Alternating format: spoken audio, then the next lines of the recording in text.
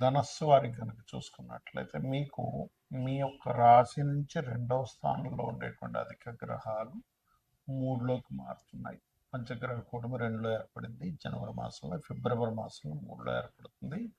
ఈసారి 17వ తేదీ నుంచి ఆల్మోస్ట్ మంత్ ఎండింగ్ వరకు, అంటే దాదాపుగా 13-14 రోజుల పాటు ఉంటుంది. మధ్యలో 1-2 డేస్ గ్యాప్ ఇచ్చి ఉంటుంది.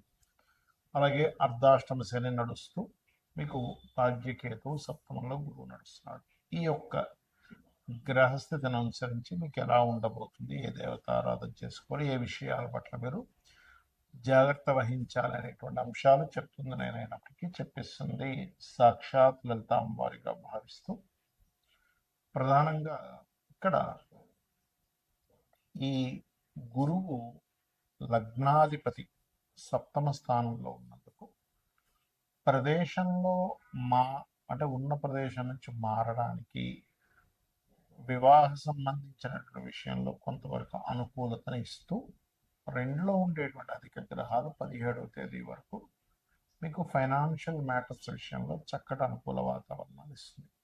కాకపోతే ఈ మార్పు అనేటువంటిది మూడులోకి వెళ్ళినప్పుడు, అంటే 17వ తేదీ నుంచి అధికంగా ఉంటాయి మీకు మార్పులు. కాకపోతే ఈ 17వ తేదీ నుంచి కొంచెం ఎవరితోనైనా మాట్లాడేటప్పుడు, కమ్యూనికేట్ చేసి కొంచెం అగ్రెసివ్గా మీరు స్పందించడం జరుగుతూ ఉంటుంది. ఈ విషయంలో జాగ్రత్తగా ఉండాలి. బికాజ్ ఆఫ్ మనస్థానంలో ఎప్పుడైతే శని భగవానుడు ఉన్నాడో, మనసు ఒక్కొక్కసారి అవతల వాళ్ళు ఏమన్నా అసలు మనం అవమానిస్తున్నారనే ఫీలింగ్ మనకు వస్తూ ఉంటుంది. కాబట్టి ఈ 4లో శని ఉన్నందుకు మీరు ఏదైనా అంటే ఎక్కువగా మనసుకు తీసుకోకుండా, ఎమోషన్స్కి ఎక్కువ గురవకుండా ఉండాలి ప్రధానంగా. అట్లాగే మీ యొక్క సంతానం కూడా ఉన్న ప్రదేశం నుంచి వేరే ప్రాంతానికి వెళ్ళడం, మరియు కొంత క్రియేటివ్ రిలేటెడ్ మూలంగా ఈ నెల 17వ తేదీ లోపల కొంతవరకు క్రియేటివ్ రిలేటెడ్ మూలంగా కూడా దాని యోగాలు రావడం అనేటువంటిది చూపిస్తుంది.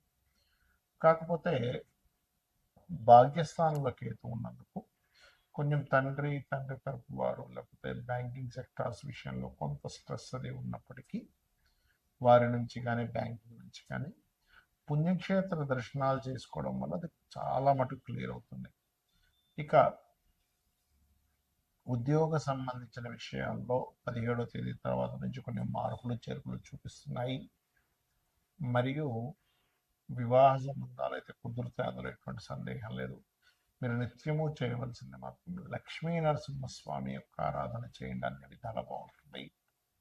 చాలామంది గోచార ఫలితాలతో పాటు జన్మజాతకం చూపించుకుంటే అసలు ఎటువంటి విషయాలు తెలుస్తాయని నన్ను చాలామంది అడుగుతున్నారు. దానికి నేను మీకు ఒక క్లారిటీ ఇస్తాను. మొట్టమొదటిగా మనకి జన్మజాతకం అనేటువంటిది ఎలా ఏర్పడుతుంది, మనము పూర్వజన్మల్లో చేసిన కర్మలు, ఈ జన్మల్లో చేస్తున్నటువంటి కొన్ని నిర్ణయాల మూలంగా కూడా మనకి గ్రహాల యొక్క అనుకూలత ప్రతికూలత అనేటువంటిది లభిస్తుంది.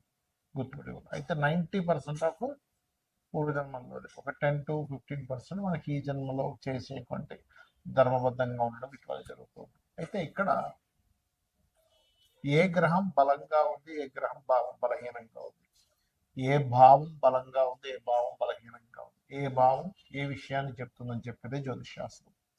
అంటే దీనివల్ల మనకేమిటి అంటే, చూడండి, మన బాడీలో, మన శరీరంలో ఫలానా వైటమిన్స్ తగ్గాయి అని తెలుసుకున్నాక ఏం చేస్తాం, వైటమిన్స్కి వస్తుంది సమ్ టాబ్లెట్స్ తీసుకోవడం, పిల్స్ తీసుకోవడము, లేకపోతే ఫలానా ఫుడ్ తీసుకోవడము, ఫలానా ఫుడ్ ఆపడము చేస్తూ ఉంటాం కదా. ఎందుకు? శరీరం బాగుండడానికి. అలాగే మన జన్మజాతకంలో ఉండేటువంటి యోగాలను పరిశీలన చేసి ఏ భావం బలంగా ఉంది, బలహీనంగా ఉంది. ఉదాహరణకి వాళ్ళు శారీరకంగా బలహీనంగా ఉన్నారు అంటే లగ్నభావం బలహీనంగా ఉందని అర్థం.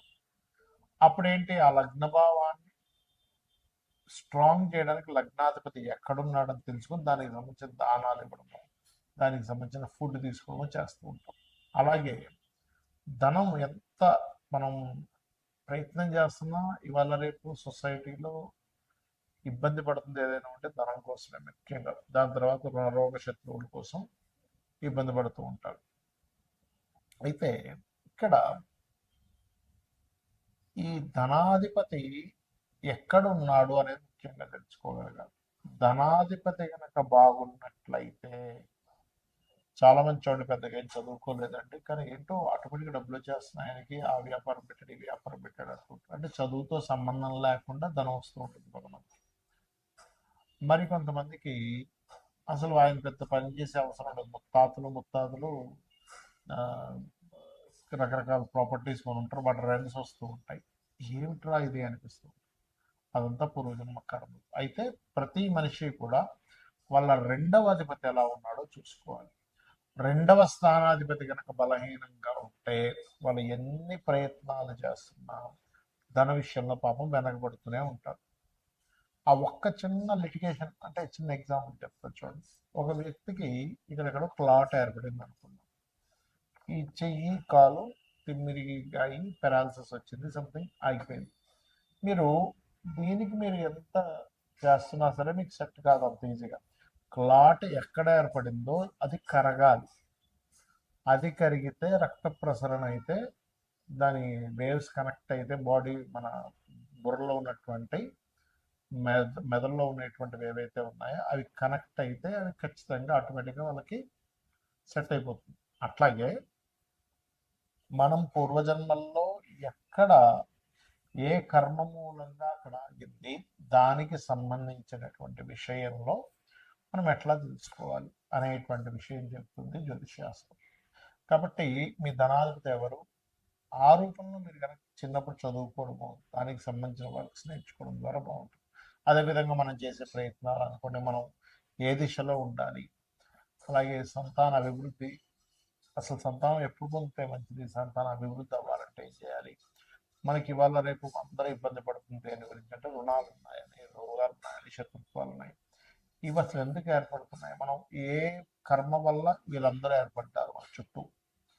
అలాగే వివాహం అసలు ఎప్పుడు చేసుకుంటే మంచిది, ఇలాగా అనేకమైన విషయాలు. అంటే ప్రొఫెషన్లో ఎందుకు ఎదగలేకపోతున్నాం, ప్రొఫెషన్లో ఎక్కువ చేంజ్ అయితే మంచిదా, విదేశాలకు వెళ్ళుంటే మంచిదా, లేనట్లయితే ఇన్వెస్ట్మెంట్స్ ఎప్పుడు చేస్తే మంచిది. ఇలా ఒకటి రెండని కాదు, అనేకమైనటువంటి అంశాలు.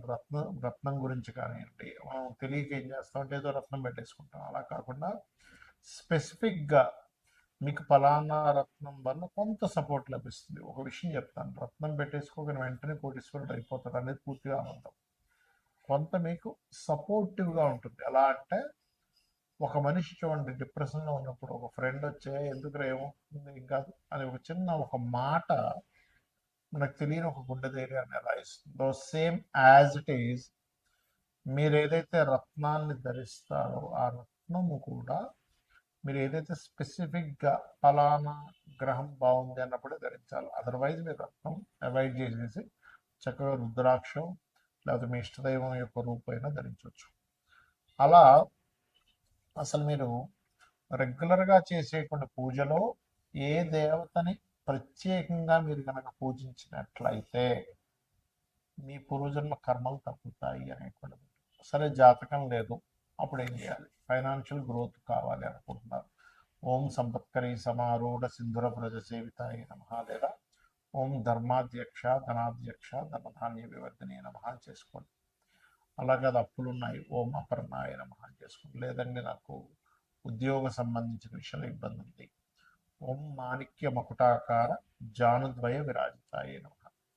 అలా కాదు, ఎంత సంపాదిస్తున్నా లేకపోతే ఏం చేస్తున్నా నాకు హ్యాపీనెస్ లేదు, లేదా బిజినెస్ ఇంప్రూవ్మెంట్స్ అవ్వట్లేదు అనుకునేటువంటి వారు ఓం ఇంద్రగోప పరిక్షిప్త స్మరతోనా భజంగికాయే నమః అని మంత్రం చేసుకోండి. ఇలా ఒకటి రెండని కాదు, మీరు ఏదైతే అనుకుంటారో ఆ సంకల్పం మనసులో, అంటే మీరు ఫలానా ఉద్యోగం రావట్లేదు, ఓకే వివాహమే అనుకోండి, ఓం కామేశబద్ధ మాంగళ్య సూత్ర శోభిత కందరాయ.